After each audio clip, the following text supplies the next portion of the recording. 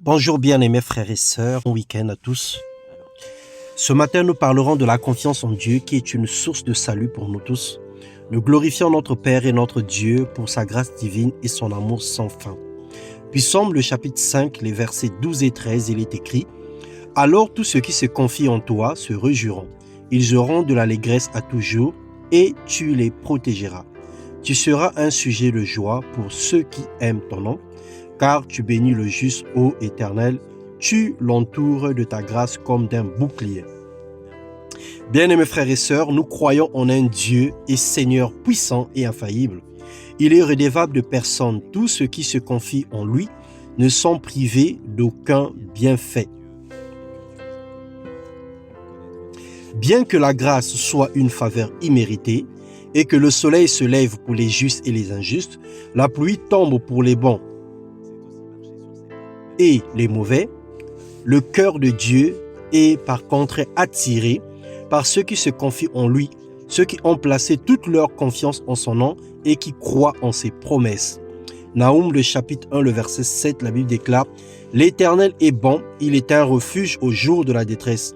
Il connaît ceux qui se confient en lui. » Venir de temps en temps à l'église, prier chaque jour ou même lire la Bible ne veut en aucun cas dire que tu connais Dieu et que tu es en communion avec lui.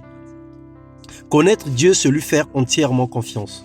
Savoir ce qu'il aime et ce qu'il n'aime pas. Obéir à sa parole et faire sa volonté, même si elle est différente de la nôtre, même si c'est un commandement qui s'avère difficile. C'est aussi marcher sur ses pas, même si le chemin est long. Avec assurance, on avance parce que nous avons confiance en lui. Au jour de la détresse, plusieurs invoquent Dieu, recherchent son salut, mais c'est souvent trop tard. Car Dieu connaît les profondeurs de chaque cœur et il est attentif aux cris de ceux qui se confient en lui en temps réel. Bien-aimé dans le Seigneur, cherche Dieu pendant qu'il se trouve. Confie-toi en lui tant qu'il est temps. Laisse-lui conduire ta vie. Maintenant, marche derrière lui et tu connaîtras le succès aujourd'hui et demain. Que Dieu touche ton cœur afin que tu comprennes cette parole. Soyez abondamment bénis dans le nom puissant de Jésus-Christ. Ne venons pas seulement à Dieu lorsque nous sommes dans les problèmes. Ne venons pas à Dieu lorsqu'il est trop tard, lorsque les choses ont atteint un niveau de catastrophe élevé.